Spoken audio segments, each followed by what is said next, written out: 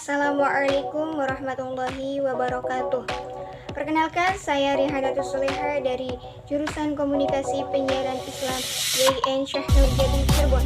Kali ini saya akan membahas tentang pengertian kelompok dan pengertian komunikasi kelompok, yang mana salah satu materi dari mata kuliah komunikasi kelompok dan organisasi, guna untuk memenuhi salah satu syarat tugas ujian tengah semester.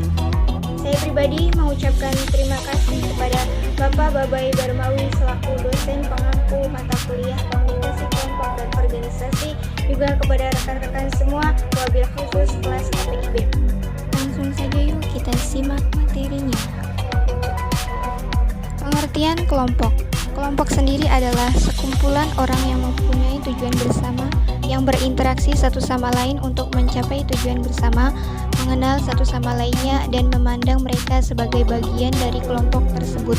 Kelompok ini misalnya adalah keluarga, kelompok diskusi, kelompok pemecahan masalah, atau suatu komite yang tengah terapat untuk mengambil suatu keputusan. Kelompok adalah sejumlah orang yang mempunyai norma, nilai, dan tujuan yang sama, yang dengan secara sengaja dan juga teratur saling berinteraksi. Pada dasarnya, kelompok ialah orang yang mempunyai kepentingan yang sama dan juga mempunyai beberapa landasan interaksi yang sama. Mereka saling terikat bersamaan dengan serangkaian hubungan sosial yang khas. Kelompok tersebut dapat terorganisasi dengan secara ketat dan juga berjangka panjang, tetapi juga dapat bersifat cair dan juga hanya sementara. Kelompok tersebut terdiri dari 2 orang, 3 orang, 4 orang, dan juga seterusnya sampai ratusan atau bahkan juga ribuan orang. Semakin banyak anggota dalam kelompok, akan semakin kecil kesempatan yang terjadi antara interaksi sosial yang mendalam sesama anggota kelompok tersebut. Sebaliknya, jika semakin kecil atau juga sedikit jumlah anggota pada kelompok, maka akan semakin besar kesempatan untuk terjadinya suatu interaksi sosial yang mendalam sesama anggota kelompok. Pengertian kelompok menurut para ahli, saya ambil salah satu ahli saja, yaitu menurut Joseph S. Thorp. Suatu kelompok adalah meliputi dua atau lebih manusia yang diantara mereka terdapat beberapa pola interaksi yang dapat dipahami oleh para anggotanya atau orang lain secara keseluruhan. Kelompok yang baik adalah kelompok yang dapat mengatur sirkulasi tatap muka yang intensif di antara anggota kelompoknya, serta tatap muka itu pula akan mengatur sirkulasi komunikasi makna di antara mereka, sehingga mampu melahirkan sentimen-sentimen kelompok. Sedangkan komunikasi kelompok adalah komunikasi yang berlangsung antara beberapa orang dalam suatu kelompok kecil, seperti dalam rapat, pertemuan, konferensi, dan sebagainya. Michel Bourgon mendefinisikan komunikasi kelompok sebagai interaksi secara tatap muka antara 3 orang atau lebih dengan tujuan yang telah diketahui, seperti berbagai informasi, menjaga diri, pemecahan masalah, yang mana anggota-anggotanya dapat mengingat karakteristik pribadi anggota-anggota yang lainnya secara tepat. Kedua definisi komunikasi kelompok di atas mempunyai kesamaan, yakni adanya komunikasi tatap muka dan memiliki susunan rencana kerja yang tertentu untuk mencapai tujuan kelompok. Komunikasi kelompok merupakan hubungan antara manusia dengan masyarakat secara dialektis dalam eksternalisasi, objektivitas, dan internalisasi. Eksternalisasi adalah pencurahan kehadiran manusia, baik dalam aktivitas maupun mentalitas. Melalui eksternalisasi, manusia mengekspresikan dirinya dengan membangun dunianya. Objektivitas adalah disandangnya produktivitas, suatu realitas yang berhadapan dengan para produsennya, dalam suatu kefaktaan yang eksternal terhadap yang lain dari para produsennya sendiri. Sedangkan internalisasi adalah peresapan kembali realitas oleh manusia dan mentransformasikannya sekali lagi struktur-struktur dunia objektif ke dalam struktur-struktur kesadaran subjektif.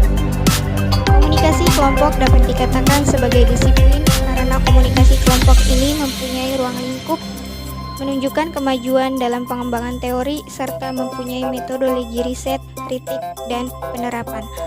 Menurut Walgito, komunikasi kelompok terdiri dari 2 kata, komunikasi dan kelompok.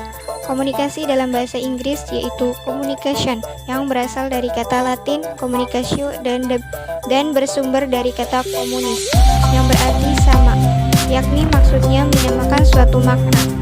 Sedangkan kelompok dapat dipandang dari segi persepsi, motivasi, dan tujuan, interdependensi, dan juga dari segi interaksi. Berarti komunikasi kelompok adalah menyamakan suatu makna dalam suatu kelompok. Adapun pengertian kelompok berdasarkan di atas dapat diartikan atas dasar yang pertama, motivasi. Dikemukakan menyatakan bahwa kelompok adalah kumpulan individu yang keberadaannya sebagai kumpulan memberikan reward pada individu. Yang kedua, yaitu dari segi interdependensi. Hitler mengatakan bahwa kelompok adalah sekumpulan orang yang saling bergantung satu dengan yang lainnya. Pengertian yang sama juga dikemukakan oleh Herbert Alexander bahwa kelompok adalah kumpulan beberapa orang-orang yang berhubungan satu dengan yang lainnya dan membuat mereka saling ketergantungan. Yang ketiga yaitu dasar interaksi yang dikemukakan oleh Bonner, yaitu menyatakan bahwa kelompok adalah dua orang atau lebih yang berinteraksi satu dengan yang lain dan saling mempengaruhi.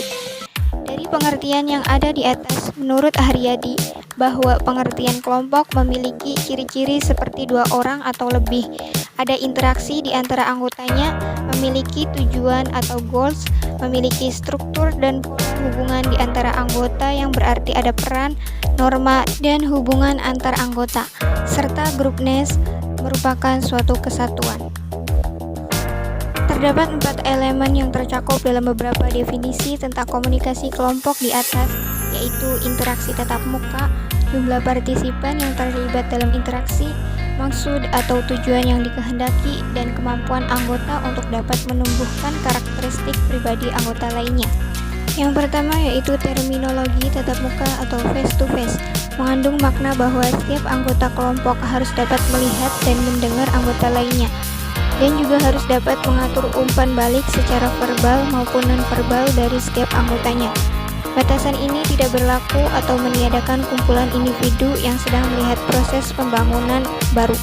Dengan demikian, makna tatap muka tersebut berkait erat dengan adanya interaksi di antara semua anggota kelompok. Yang kedua yaitu jumlah partisipan dalam komunikasi kelompok yang berkisar antara 3 sampai 20 orang. Pertimbangannya, jika jumlah partisipan melebihi 20 orang, kurang memungkinkan berlangsungnya suatu interaksi di mana setiap anggota kelompok mampu melihat dan mendengar anggota lainnya, dan karenanya kurang tepat untuk dikatakan sebagai komunikasi kelompok. Yang ketiga, ada maksud atau tujuan yang dikehendaki. Sebagai elemen ketiga dari definisi di atas, bermakna bahwa maksud atau tujuan tersebut akan memberikan beberapa tipe identitas kelompok. Kalau tujuan kelompok tersebut adalah berbagi informasi, maka komunikasi yang dilakukan dimaksudkan untuk tanamkan pengetahuan, to impart knowledge.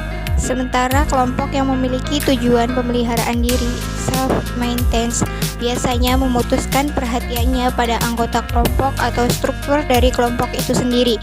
Tindak komunikasi yang dihasilkan adalah kepuasan kebutuhan pribadi, kepuasan kebutuhan kolektif, bahkan kelangsungan hidup dari kelompok itu sendiri. Dan apabila tujuan kelompok adalah upaya pemecahan masalah, maka kelompok tersebut biasanya melibatkan beberapa tipe pembuatan keputusan untuk mengurangi kesulitan-kesulitan yang dihadapinya. Elemen terakhir adalah kemampuan anggota kelompok untuk menumbuhkan karakteristik personal anggota lainnya secara aktif. Ini mengandung arti bahwa setiap anggota kelompok secara tidak langsung berhubungan dengan satu sama lain dengan maksud tujuan kelompok yang telah didefinisikan dengan jelas.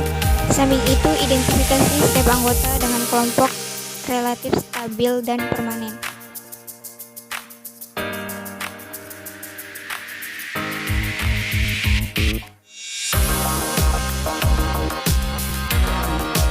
Alhamdulillah, selesai sudah penjelasan mengenai kelompok ataupun komunikasi kelompok. Kiranya sudah cukup dan bisa bermanfaat buat kalian semua. Terima kasih sudah menemani saya hari ini. Saya Rihanna Solehra pamit undur diri. Apabila ada kesalahan dalam kata ataupun penjelasan yang mungkin mohon dimaklumi.